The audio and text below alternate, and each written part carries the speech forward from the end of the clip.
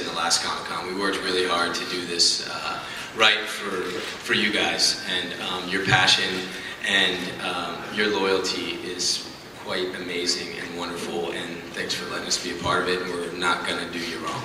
So.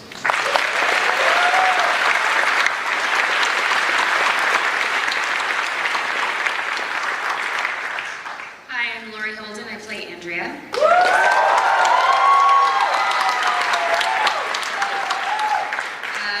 Prior to the apocalypse, Andrea was a lawyer, and she has a real strong moral code. She fights against injustice and is very impassioned to help others.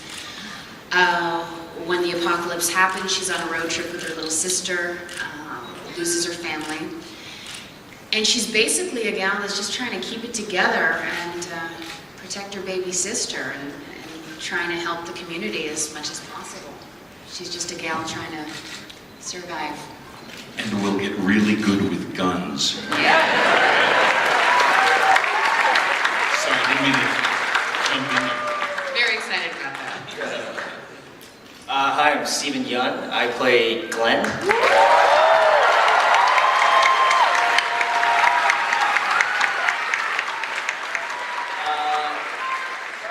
Saw Glenn up there. Glenn is kind of he's the young guy of the group, kind of willing to do anything. Right now he doesn't have much to live for in terms of immediate family, but he kind of finds it in this group, and he kind of grows up over the course of time into a man. So that'll be fun to watch. Hi, I'm Norman Venus.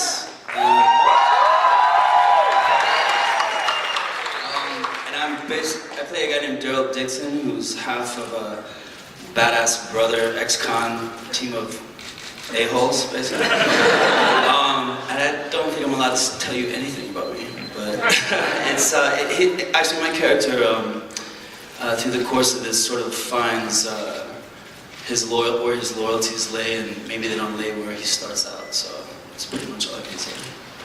He makes one of the greatest entrances in the whole show. All right, well, another question for the cast. After you landed the gig, and you were going to be working on the series, did you feel it was important to, pick up the comic and read it and know where your characters were coming from, or would you rather, did you want to address it fresh without any kind of preconceived knowledge? It's a good question, because obviously those of you guys who are here will know that the beginning, you kind of view the world through Rick's eyes, and in the graphic novel that's the same kind of thing. So I read up to a point, and then I stopped reading because I thought actually it's going to be more useful for me to discover it as we filmed, actually. So yeah, it kind of, I wanted to read on. I got to about 100 pages in, and then I thought I actually don't want to find out anything more about the epidemic, so I stopped. Yeah, you lose a body part? Did they show What? No, what?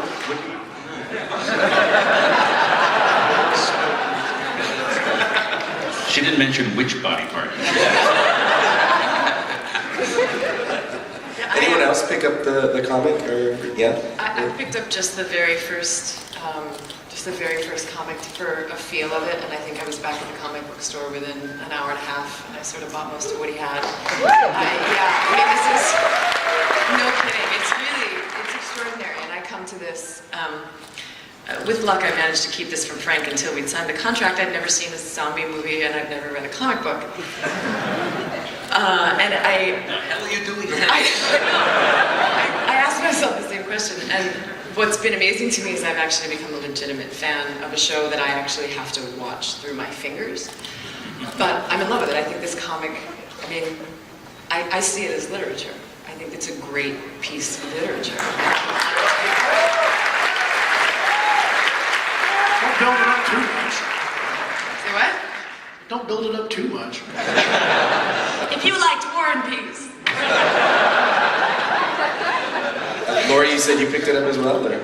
Yeah, I read Compendium 1 when I got the gig, and but I didn't want to get too far ahead of myself like Andrew, because what's so wonderful about The Walking Dead are the characters are so rich and textured and complicated, and we all go on such arcs that I think it's important not to get too ahead of ourselves and be. If you read too far in advance, you have that already in your head, and we all have to start at the beginning, you know, volume 1, episode 1, so our characters can really go on that journey. But I like Sarah. I mean, I read it, I couldn't put it down, I had nightmares. It was, I got to the governor and was like, oh my God, what the hell is this? I'm just thrilled. It's fantastic, epic storytelling. I actually think I was actually a fan of this like way before I even knew it was going to be made. I remember I got a phone call from my friend Andy, and he was like, "Hey, dude, you got to pick this up." And it was like 2006. I just graduated college, and I was like going to the bookstore and reading it. I couldn't put it down. I read the first 2 books. I didn't buy them, but I enjoyed it a lot.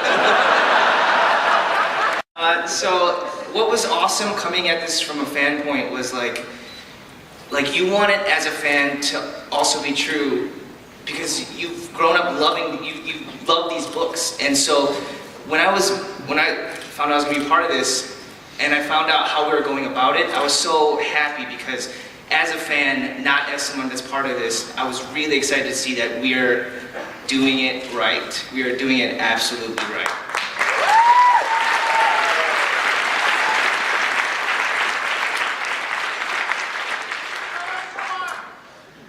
We still haven't heard from John. John, yeah, I just wanted to add, right? I don't think John has read the comic, so let's not say anything to him because I don't know how he feels about.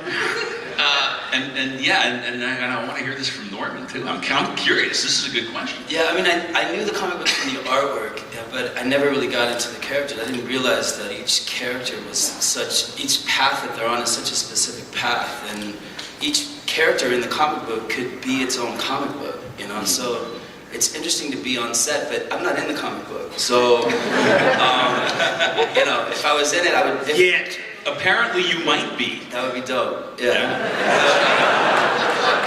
Just draw me cool, that'd be cool. But if I was in the comic book now, I'd probably just look to see when I die, you know what I'm saying? So, but yeah, I'm really happy to be a part of this. I've never done anything like this, so I'm stoked. And I'm sorry I'm late. I just ran down the hallway to get here. So.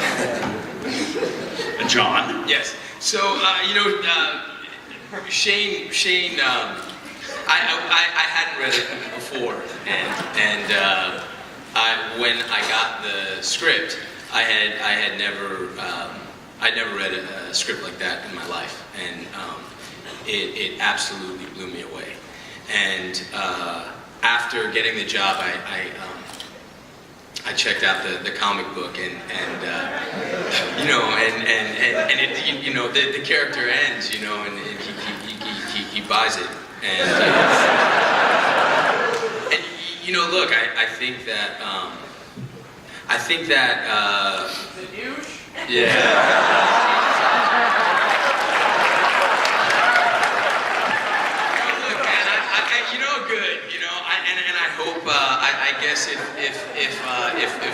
If I can be successful in this, it will be that you'll be thinking that pretty hard, and you'll be pretty committed to that. And then I hope the next episode I might be able to change your mind a little bit. And he's that Carl's alive. so I think that again, I mean, I think what's so awesome about the book is it provides a template for these unbelievable characters, and it excites the imagination, and it's our job to fill it in, and hopefully that's what we did, and hopefully we'll keep you guessing and surprise you week after week, you know. So, my next question is for Andrew and Sarah. You know, Rick and Laurie's reunion in the series is it's defining in that it's touching, but at the same time it kind of sets them down a pretty challenging path. So I'm just curious, can you talk about, you know, what we might expect from your on-screen relationship? Well, you said a great thing about a week ago when we were doing publicity in England, and you said that possibly it's the the apocalypse can be the savior of their marriage. Do you know what I mean? This extraordinary incident actually galvanizes them. And I think that the journey, we've only barely scratched the surface. We've covered, what, 4 or 5 days story time since I wake up from the coma. So we've got a long, long way to go. But so far, I mean, it's an extraordinary scene when we actually played out the reunion, because it had actually been sort of three weeks I've been alone talking to a horse, you know, and I was ready to meet somebody, you know. But it was a very, very powerful kind of moment. And the satisfying thing, as people have touched upon, is this story is so rich with character, and we have space. It's not like a movie. It's not like we have to adhere to a 2-hour kind of format where this is the action sequence, this is the scary bit. We've got time to go into so much nuance. And that's been the great honor, working with all these amazing actors. This ensemble is the strongest ensemble of actors I've ever worked with. And the performances, the camera, just turns onto a character that hasn't spoken for 3 days, and they break your heart. I mean, it's been an absolute honor and a privilege to be working on this. And it's, you know, she's just amazing. She's kind of strong. She takes my breath away. One moment she cuts me down to the quick, and then the next minute she's breaking my heart. It's a marriage as well, and it really does feel like a marriage. Yes, my wife, if you can hear me now. You know, a good marriage in times, but you know, there is an apocalypse going on. So. I mean, I think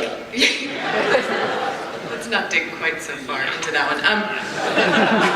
I do think, you know, shooting the scene, the reunion between Rick and Laurie, what I've found is I look up and I see him and I assume he's a walker. I mean, this is the first emotion that I remember going through my head was horror, because he couldn't possibly be alive, and we've been seeing the dead come back and back and back. And you know, the next 12 emotions are no less intense. And I think the apocalypse does save Rick and Laurie's marriage in a way, at least so far. And I think what I see in this man is a level of heroism that I've known him all my life, and I've never seen the strength and the beauty and the passion and the courage and the bravery in him. And within the same breath, there are things about him now that are gone and dead and chill me to the bone, and we have to get to know one another all over again without time to sit down and get to know one another all over again. And in the midst of this, we're desperately trying to keep this boy alive, and not just physically alive, but retain enough of his innocence to be a child, and to grow up without growing up into someone who's jaded by the time he's 13. There's so much to play there. It's thrilling, but it's as ugly as it is beautiful, I think. Laurie, I'm going to ask you a relationship question too. Because Andrea and Dale's relationship is